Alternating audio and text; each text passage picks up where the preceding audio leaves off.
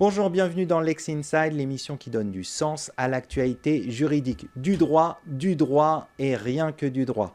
Au programme de ce numéro, on va parler de la présomption de démission avec Marion Ayadi, associée chez Yards. On parlera ensuite des rencontres territoriales de droit public avec Patrick Lingibé, avocat fondateur de Juris Guyane et membre du CNB. Et enfin, on parlera du risque douanier pour les importateurs avec Karim Souci, avocat senior chez CMS Francis Lefebvre. Voilà pour les titres. Lex Inside, c'est parti.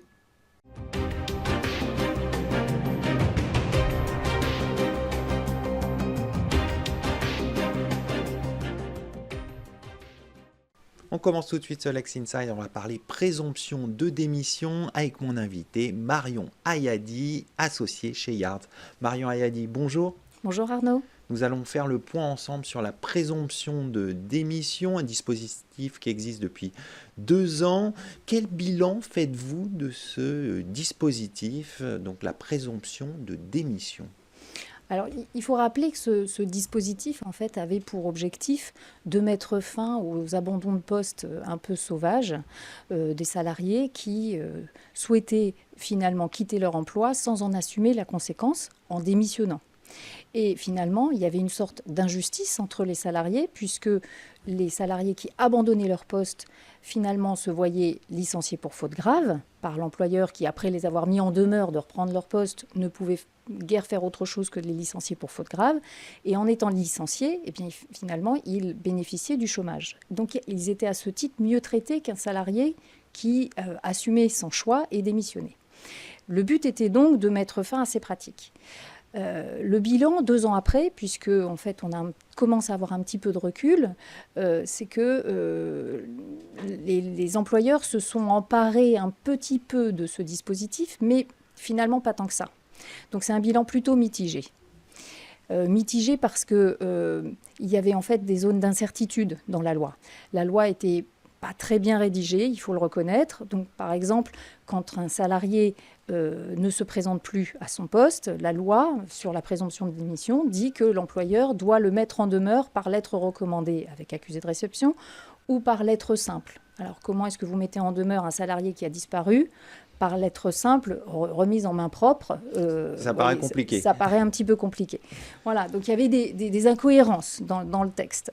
Et puis ensuite, il y a eu un question-réponse publié par le ministère qui a semé le trouble, puisqu'en fait, le question-réponse disait que l'employeur qui constate l'absence de son salarié, l'abandon de poste, ne peut plus faire autrement que d'utiliser ce dispositif de la présomption de démission. C'est-à-dire qu'il ne pouvait plus avoir le choix de éventuellement le licencier. Le ministère a retiré le question-réponse qui semait le trouble. Et puis, il y a eu ensuite un recours devant le Conseil d'État de plusieurs organisations syndicales qui visaient à faire annuler le décret d'application de la loi. Ce qui fait que les employeurs étaient quand même assez frileux avec toutes ces incertitudes en se disant est-ce que je peux l'utiliser ? Est-ce que je peux l'utiliser sans crainte et de façon sécurisée ?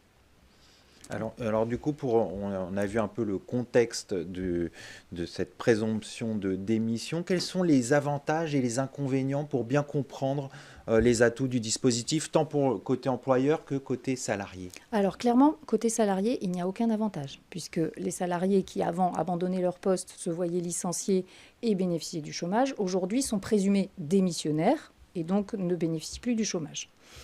Sachant qu'avant, la loi, les salariés qui abandonnaient leur poste et se voyaient licenciés s'inscrivaient pour moitié à peu près au chômage, puisque les autres en réalité avaient déjà un autre poste.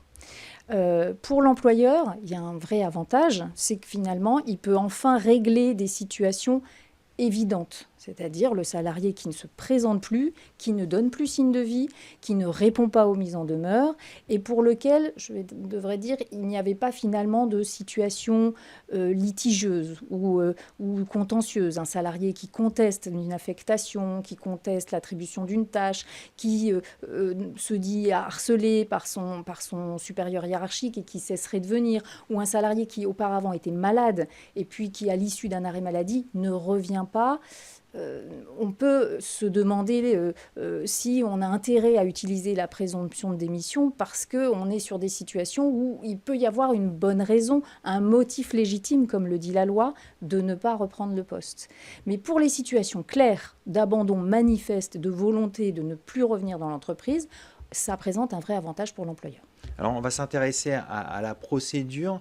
Quelles sont les erreurs à ne pas commettre dans cette procédure pour l'employeur de manière à sécuriser la procédure?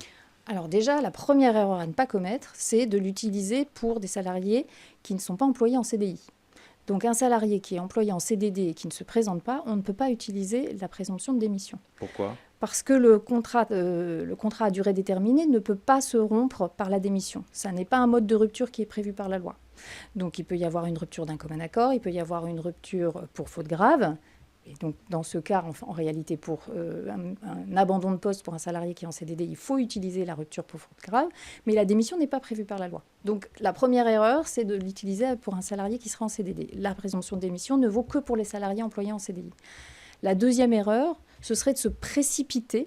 Alors certes, il faut agir vite, mais pas trop vite. C'est-à-dire que quand le salarié est absent, souvent le règlement intérieur ou la convention collective prévoit qu'il a un délai de 48 heures pour justifier de son absence. Il ne faut pas lui envoyer la mise en demeure lui indiquant qu'il sera présumé démissionnaire s'il ne répond pas. Dans ce délai de 48 heures, il faut attendre la fin des 48 heures. Si le salarié n'a apporté aucun justificatif et n'a prévenu personne, à ce moment-là, il faut lui envoyer la mise en demeure qui lui indique que s'il ne répond pas sous 15 jours, et s'il ne justifie pas de son absence, alors il sera présumé démissionnaire. Donc bien respecter ces Exactement. délais. En général, comment les salariés réagissent à une telle mise en demeure? Alors, soit ils ont déjà un autre poste et ils ne réagissent absolument pas, ils ne répondent pas, et ils sont présumés démissionnaires, mais ça ne leur pose pas de difficulté puisqu'ils sont déjà embauchés ailleurs. Soit ils n'ont pas d'autre poste et éventuellement il y a même une contestation sur le principe même de l'abandon de poste. Et dans ce cas, ils répondent. Alors, ils répondent en général en prévenant l'entreprise ou en envoyant un mail pour expliquer leur position. Ce qui ne veut pas dire qu'ils adressent un justificatif. Ça veut dire qu'ils adressent une explication, mais pas forcément un justificatif. Et là, il y a un vrai risque pour l'employeur, c'est-à-dire que le salarié qui va être absent pendant, on va dire, les 15 jours de la mise en demeure, mais qui reprend son poste et qui dit, voilà, j'ai été absent pour telle et telle raison, mais qui n'apporte pas particulièrement de justificatif, par exemple, il n'apporte pas un certificat médical, il ne faut surtout pas le traiter en salarié présumé démissionnaire, puisqu'il a repris son poste. Il faut peut-être traiter l'absence comme une absence injustifiée. C'est encore autre chose, c'est différent et ça répond à un autre régime que la présomption de démission. Un salarié qui est en absence injustifiée, vous le sanctionnez, et vous le sanctionnez soit par un avertissement, soit par une sanction plus lourde, qui peut être un licenciement, mais certainement pas en le présumant démissionnaire. Donc attention, soyez vigilants, employeurs, quand vous êtes face à de telles situations, à bien analyser justement la situation. Si on se place côté salarié, quel recours les salariés ont justement dans le cas où on dit que c'est une présomption de démission et lui, le salarié, il apporte des éléments pour dire que non, sans justement aller jusqu'à justifier la décision, mais expliquer son absence. Alors, s'il le fait dans le délai de 15 jours qui lui est imparti pour répondre à la mise en demeure, bien, en principe, l'employeur doit en tenir compte, et on le verra avec les quelques décisions de jurisprudence, que l'employeur a tout intérêt à prendre en compte les motifs qui sont invoqués pendant ce délai de 15 jours. S'il le fait après le délai de 15 jours, le contrat sera rompu, et son recours, ce sera de saisir le conseil de prud'homme. C'est une procédure accélérée, c'est-à-dire qu'on ne passe pas par la phase préalable de conciliation, on va directement devant le bureau de jugement. Théoriquement, le Code du travail dit dans un délai d'1 mois, mais très honnêtement, compte tenu de l'engorgement des conseils de prud'homme, on est plutôt sur 4-5 mois. Voilà. Mais on est quand même sur une procédure accélérée. Le salarié saisit le conseil de prud'homme et fait valoir ses arguments et éventuellement ses justificatifs devant le conseil de prud'homme. D'accord. Vous avez évoqué la jurisprudence. Qu'est-ce qu'elle dit récemment sur cette présomption de démission? Alors, on commence à avoir les premières décisions des juges du fond sur le sujet. On a d'abord eu une décision importante du Conseil d'État en décembre 2024 qui a rejeté les recours qui visaient à faire annuler le décret, donc annuler tout le dispositif de présomption de démission. Donc là, on sait que le dispositif est bien en vigueur, il est confirmé et donc les employeurs peuvent l'utiliser. Et puis depuis, on a donc quelques décisions de conseil de prud'homme et une décision de la Cour d'appel de Paris. Alors la Cour d'appel de Paris, ça c'était une décision importante et qui était attendue. C'est une décision du 6 mars 2025 puisqu'elle portait sur l'application du dispositif aux salariés protégés. Puisque comme vous le savez, les élus du CSE, les délégués syndicaux, lorsque leur contrat est rompu à l'initiative de l'employeur, eh bien, l'autorisation de l'inspecteur du travail est nécessaire. L'employeur ne peut pas rompre seul le contrat d'un salarié protégé. Et rapidement, la décision, qu'est-ce qu'elle dit? La décision nous dit que, dans le cas d'une présomption de démission d'un salarié protégé, il faut néanmoins solliciter l'autorisation de l'inspecteur du travail. Et c'est un apport assez important, donc, et vigilance et prudence pour les employeurs qui souhaitent utiliser le dispositif pour les salariés protégés également. On va conclure là-dessus. Merci Marion Ayadi. Je rappelle que vous êtes associée au sein du cabinet Yards. Merci à vous. Tout de suite, l'émission continue. On va parler des rencontres territoriales de droit public.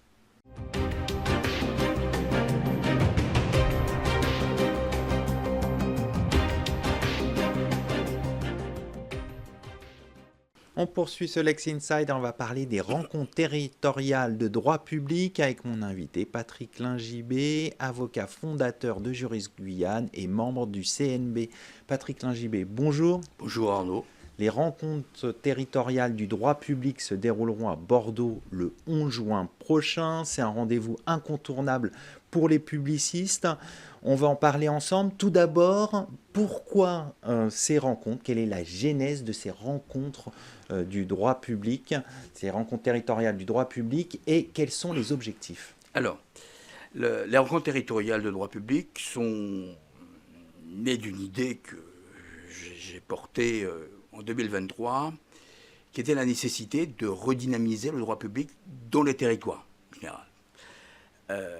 L'idée, c'était autour d'une thématique donnée sur un territoire porté par un barreau, associé au Conseil national des barreaux et à la conférence des bâtonniers, de discuter, de réunir des acteurs, les avocats, les juges administratifs, les universitaires, pour discuter du sujet et faire des propositions. Voilà. L'an passé, d'ailleurs, les rencontres se sont tenues à Montpellier et portaient sur l'intelligence artificielle et les libertés publiques. Ce coup, les prochaines rencontres porteront sur état de droit et normes. Alors pourquoi justement ce thème état de droit et normes? Alors, ça vient du constat qu'aujourd'hui, notre société démocratique, donc stylée dans l'état de droit, a un problème normatif d'excès de normes qui, effectivement, conclut à son illisibilité. Donc l'idée, c'est effectivement de faire sachant réfléchir là-dessus, effectivement, et sortir des propositions.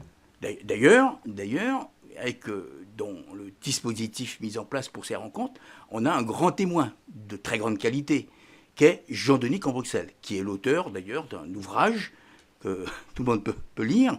C'est effectivement les normes à l'assaut de la démocratie. Et il interviendra comme grand témoin avant, effectivement, les débats des 3 tables rondes. Alors justement, vous évoquez un peu le programme. Quels vont être les temps forts de ces rencontres? Alors, les temps forts, outre donc les cours de haute personnalité, dont notamment, effectivement, la bâtonnière et le vice-bâtonnier qui nous reçoit, ça sera effectivement l'intervention de Jean-Denis Cambruxel pendant à peu près 1h30, où il va effectivement faire ses constats de par son expérience. Et ensuite, nous lancerons effectivement 3 tables rondes. La première va effectivement concerner l'élaboration de la norme. La deuxième l'efficacité. Et la troisième, effectivement, quelle perspective pour améliorer cette norme, en l'occurrence, la rendre plus compréhensible, plus utile, donc plus efficace. Alors, on a vu le programme avec les temps forts. Qu'est-ce que vous attendez de ces rencontres?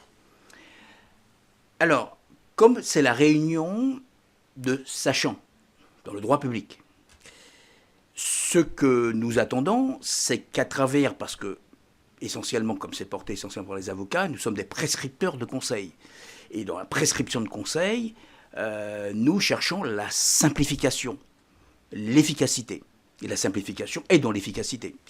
Donc, c'est effectivement à la suite de ça, de ces rencontres, effectivement, de sortir des propositions qui vont améliorer la qualité, en fait, de la norme, et donc du droit, et l'efficacité au sein de notre état de droit et d'une société démocratique.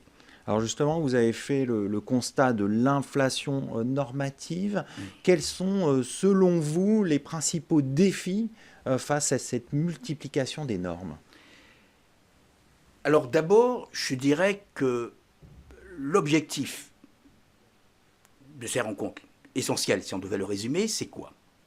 C'est passer d'une culture de la quantité normative à une culture de la qualité normative. Trop de normes tue la norme. La deuxième, c'est la simplicité.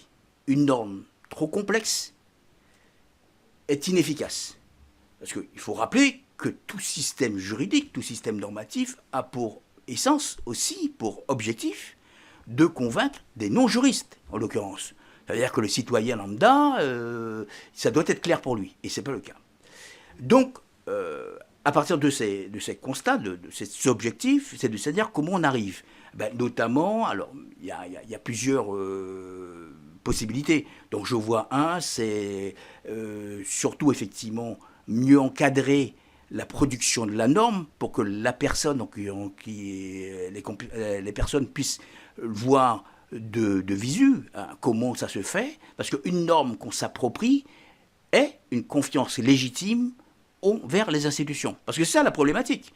Pourquoi on fait ce débat? C'est parce qu'on voit très bien qu'il y a un décalage entre la confiance des institutions et le citoyen. De plus en plus, il y a un fossé. Fossé parce que le citoyen ne comprend pas, parce qu'il considère que l'état de droit, souvent, c'est ce que portent certains d'ailleurs, en disant que l'état de droit est un handicap, alors que l'état de droit, effectivement, est un élément protecteur des garanties des personnes.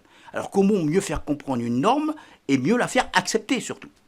Donc, c'est aussi donner de la sécurité juridique pour les citoyens, c'est-à-dire rendre les textes plus lisibles, compréhensibles, c'est apporter de la sécurité juridique? Oui, absolument. L'objectif d'une norme, c'est d'abord être sécure. C'est d'abord apporter effectivement une sécurité. Et pourquoi? Parce que la sécurité juridique inclut quoi? La confiance citoyenne. Si on ne l'a pas, une norme effectivement qui n'est pas comprise, et qui devient insécure, et en fait, elle est rejetée par le citoyen. Voilà. Et dans ce contexte, quel rôle a le juge administratif? Alors, le juge administratif, on peut parler du juge administratif, mais le juge constitutionnel aussi. C'est le contrôle, d'une part, effectivement, de la lisibilité de la norme, parce que le juge administratif a un contrôle là-dessus, puisqu'il dit, notamment, il l'a dit dans certaines décisions, je pense à celle de KPMG, sur, effectivement, la clarté, la sécurité de la norme. Il faut qu'elle soit bien compréhensible, parce qu'une norme non compréhensible, nécessairement, effectivement, est inefficace. Donc, par contre, il a des outils pour le faire.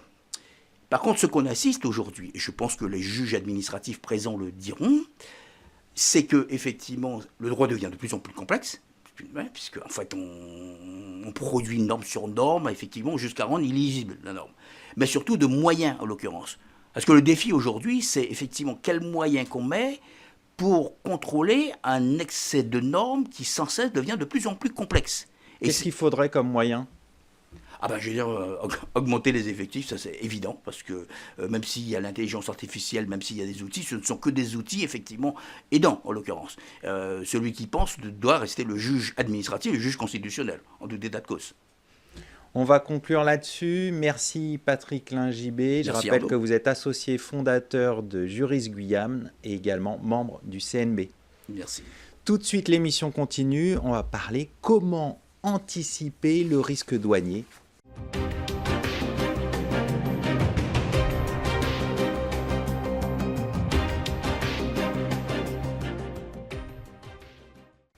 Comment anticiper les risques douaniers pour les importateurs? On en parle tout de suite avec mon invité, Karim Soussi, avocat senior chez CMS Francis Lefebvre. Karim Soussi, bonjour. Bonjour Arnaud. Nous allons décrypter ensemble les enjeux du risque douanier pour les importateurs. Tout d'abord, est-ce que c'est une question incontournable pour les entreprises? Eh bien, vous avez raison Arnaud, c'est bien un sujet incontournable pour les entreprises qui a été mis en lumière, il faut le reconnaître, par cette actualité marquante sur la hausse soudaine des droits de douane US et des répliques dans l'Union européenne, dont tout le monde parle depuis plusieurs mois. Mais en réalité, lorsque l'on regarde le sujet de plus près, on comprend qu'il a toujours été omniprésent. Regardons-nous, vous apportez un costume, des lunettes, une tablette. Nécessairement, ce type de produits ou de marchandises ont pu faire l'objet d'une importation et donc ont été à un moment ou à un autre sujets au risque douane. Pourquoi ? Parce que les entreprises doivent communiquer au stade de l'importation des informations fiables à l'administration des douanes. Parmi ces informations figure principalement le triptyque du droit douanier, à savoir l'espèce, c'est-à-dire le type de marchandise que vous importez, la valeur, le prix payé ou à payer pour importer, et enfin l'origine, c'est-à-dire le pays de fabrication. Or, ces informations vont impacter non seulement le montant du prix de la marchandise que vous importez, mais également les droits et taxes afférents à cette importation, et être source de contrôle et donc potentiellement de sanctions par l'administration douanière. Mais le risque douanier, ce n'est pas que ça, et c'est là que le contexte actuel l'a rendu incontournable. Avec la hausse des droits de douane, notamment américaine, s'ensuit pour les opérateurs une hausse des prix de revente du produit et donc une répercussion de cette hausse des droits de douane et parfois des baisses des marges, etc. Et le risque douanier qui pèse sur ces opérateurs, c'est donc aussi d'être en mesure de pouvoir s'interroger sur la possibilité de revoir le prix ou composant du prix, de revoir la chaîne d'approvisionnement, le sourcing, de revoir également la chaîne de distribution. Et le tout sans que cela n'entraîne de contrôle ou du moins de sanctions. C'est également ça, le risque douanier. Et on constate aujourd'hui dans la pratique que les entreprises réalisent, bien souvent par la force des choses, que le risque douanier devient un véritable sujet stratégique pour l'entreprise, voire incontournable, au même titre que la fiscalité. Alors, le risque douanier est un sujet stratégique et on va voir que dans ce contexte, le contrat est un outil clé pour limiter le risque douanier. Concrètement, pourquoi limiter le risque douanier par le contrat et quels sont les risques qui pèsent à l'importation et à l'exportation? Vous savez Arnaud, dans la pratique, on constate qu'il n'y a que trop peu de clauses douanières dans les contrats. Prenons un cas concret. Vous êtes importateur de chaussures que vous revendez en France ou dans l'Union européenne. Vous importez vos chaussures puisque vous avez contractualisé, alors vous avez un accord plutôt avec un fournisseur qui se situe en Thaïlande et qui vous fournit des factures de vente dans lesquelles il est indiqué « Made in Thailand ». Donc vous avez l'origine Thaïlande sur le produit. Manque de chance, lorsque vous importez ces marchandises, les marchandises en réalité sont d'origine Chine. L'administration des douanes contrôle et derrière fait l'objet, donc vous pouvez faire l'objet d'un contrôle et de potentielles sanctions. Comment se protéger sur la base d'une seule facture? Pouvez-vous limiter votre responsabilité douanière? Pouvez-vous engager la responsabilité de votre fournisseur? Eh bien, c'est délicat sur la base d'une simple facture. C'est précisément pour anticiper ce type de risque dans les relations avec les fournisseurs originaires de pays tiers qu'il devient essentiel d'insérer au contrat de vente des clauses en lien avec la matière douanière.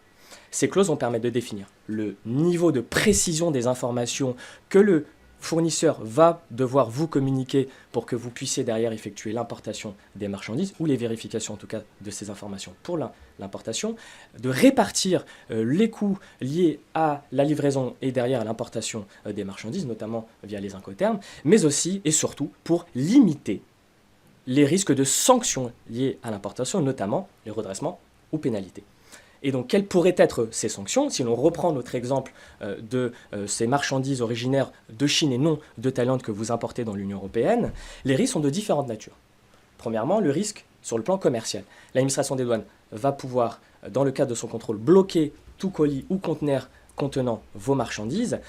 Et dans l'attente de l'issue de son contrôle de vérification sur l'origine de ces marchandises, eh bien, cela va entraîner nécessairement des conséquences sur la revente de ces marchandises, donc sur votre activité commerciale. Et sur le plan de la responsabilité, il faut savoir qu'en France, toutes les infractions, en tout cas tous les manquements à la législation douanière sont des infractions pénales qui peuvent être sanctionnées par des contraventions ou des délits. Et donc le risque, outre le redressement des droits et taxes et des pénalités en jeu, va aussi porter sur la sanction pénale contre l'importateur, notamment risque d'amende, pénalité, risque aussi de saisie. Donc vous l'aurez compris, le contrat est un outil indispensable aujourd'hui pour pouvoir limiter ou en tout cas maîtriser ce risque. Alors justement, le contrat permet d'anticiper ce risque. Est-ce que c'est vraiment possible d'anticiper le risque douanier et comment faire face à une augmentation soudaine des droits de douane, comme vous l'avez signalé tout à l'heure, dans ce contexte international qu'on connaît? Eh bien, le droit de douane, ou plutôt le droit douanier est par nature une matière technique et en constante évolution, notamment sous l'effet des politiques commerciales. La preuve en est le cas actuel de la hausse des droits de douane US, mais également des répliques dans l'Union européenne. Eh bien, partons de cet exemple. Comment peut-on faire face à une augmentation soudaine des droits de douane dans l'Union européenne? Eh bien, plusieurs outils sont à disposition des importateurs. Le premier, la pratique des contrats.